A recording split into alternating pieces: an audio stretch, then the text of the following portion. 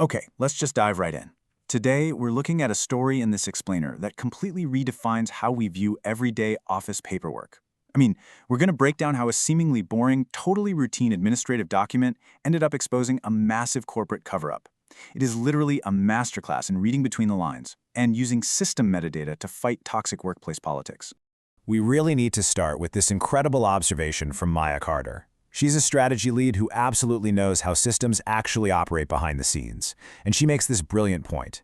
The dangerous documents never look dangerous first. And wow, that was exactly the case here. This whole mystery, it's centered around an ordinary vendor scorecard. On the surface, it looked harmless. Kind of boring, honestly. But that was by design. Management just wanted a clean day, but instead, they got a record that completely refused to stay quiet. So what are we actually dealing with here? A vendor scorecard? It's just a small administrative record. In this case, one that was praising a particular vendor. And leadership, well, they tried to brush it off. They presented it under the banner of a fresh start, insisting it was just a minor process detail. A simple consolidation of info to drive efficiency. They really wanted to reassure everyone and just avoid suspicion altogether. But as we know, progress is never just a catchy title. Enter Sofia. She's newer to the team, and honestly, that is her biggest advantage. She hasn't learned yet which questions the old corporate culture considers, inconvenient. So instead of just skimming the document like all the veterans did, she actually read the small print, she opened up the Properties panel, clicked on the Activity tab, and asked the exact questions that people in power always try to avoid. Who changed it? When did it change? And, most importantly, who gained power when it changed? Let's talk about following that evidence trail. Now, Maya didn't go in making loud accusations. Instead, she built this sort of proof map right there on the conference room glass wall. She laid out the action, the owner, and the exact timestamp side by side. Just think about this sequence for a second. At 8:14 a.m., the scorecard is modified by a senior leader. A minute later, 8:15, approval is bypassed. 2 minutes after that, 8:17, an employee's name is just completely omitted. Now, none of that looks super dramatic on its own, right? But put them together? That sequence starts to speak really loudly, way before anyone has to confess to anything. But of course, the old corporate culture is going to fight back. In toxic offices, pressure rarely introduces itself as pressure. It usually comes disguised as, polite career mentorship. A polished senior voice actually delivered this warning. Be careful not to turn every inconsistency into a personal war. Sounds gentle, right? Almost helpful? But it's not kindness. It's an intentional attempt to make the person who is harmed feel responsible for the discomfort caused by the evidence. It's a textbook cover-up tactic. The team wasn't deterred, though. Nina, the executive assistant, she understood something absolutely crucial. Invisible background work always leaves a foreground trail. Always. So she went digging. She pulled calendar exports, saved drafts, meeting notes, forwarding trails, the whole shebang. The room really wanted to write off the scorecard as just one isolated mistake. But Nina brought the surrounding context. She proved that when people treat their administrative tasks as invisible, they totally forget that those very tasks see absolutely everything. And that brings us to unlocking the hidden column. So Jordan projects the raw export for the room. No fancy graphics, no movie hacker magic, just the pure chronological sequence of the cover-up, right there in black and white. Created at 9 a.m., a really crucial risk warning added at 11:30 a.m., but then at 2:15 p.m., that warning was intentionally suppressed right before the scorecard was published at 4 p.m. This proves, without a doubt, it wasn't just some random technical glitch or an innocent oversight. It was a deliberate sequence. But how exactly was it suppressed? Well, buried in all that data, there was this specific anomaly. Just one. There was exactly one locked column hidden deep within that massive spreadsheet. And there it is, the smoking gun Nina unlocked. By unlocking that single hidden column, the absolute truth was laid bare. Critical risk warnings were intentionally suppressed to protect the vendor's reputation. And, well, by extension, the leaders who were backing that vendor.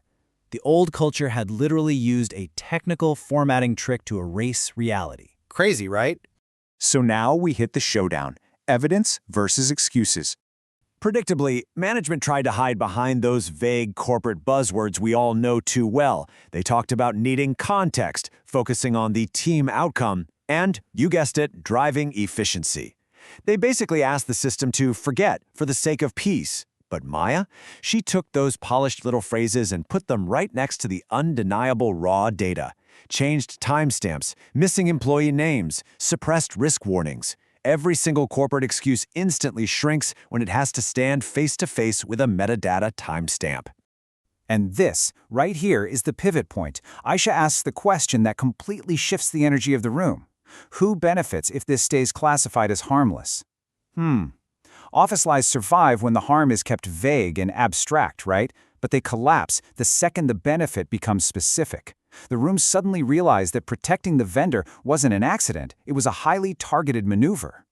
The beauty of this is that Maya didn't even need to raise her voice. No dramatic explosions. Order and sequence did all the heavy lifting for her. She laid the proof out page by page and delivered this absolute knockout line: "I am not asking you to trust me. I am asking you to trust the record you created." Wow. She forced the room to confront their own documented actions, because when you change a record to hide the truth, that very change becomes the evidence. Now let's look at fixing the system. Management, surprise, surprise, wanted a private fix. A quiet little email, a slightly revised note, a hushed promise to do better. Private fixes make leaders comfortable, sure, but they leave future employees totally exposed. Maya completely refused. Her rule: do not quietly fix what can publicly teach. The damage was public enough to erase someone's credit, so you better believe the correction had to be public enough to restore it. So the committee actively wrote a new workflow into action.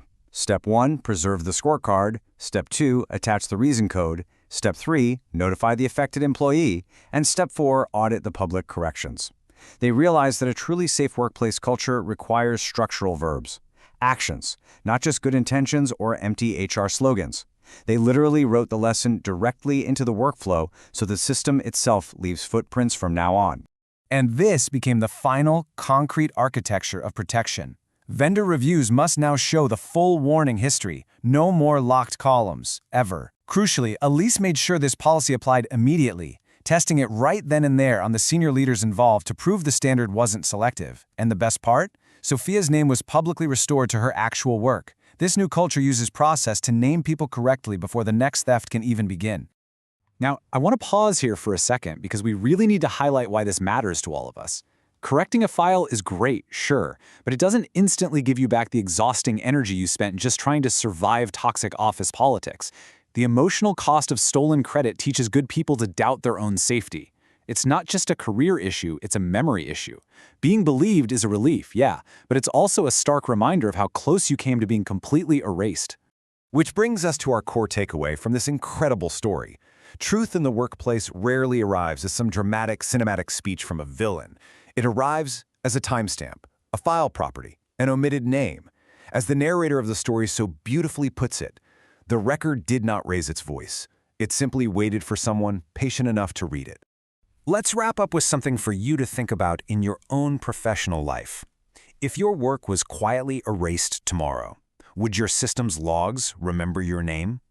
A workplace only truly becomes safe when names cannot be quietly removed and records cannot be politely ignored. Protect your digital footprints and never be afraid to ask who benefits when things are kept quiet. Thanks for joining me for this explainer, and keep learning out there.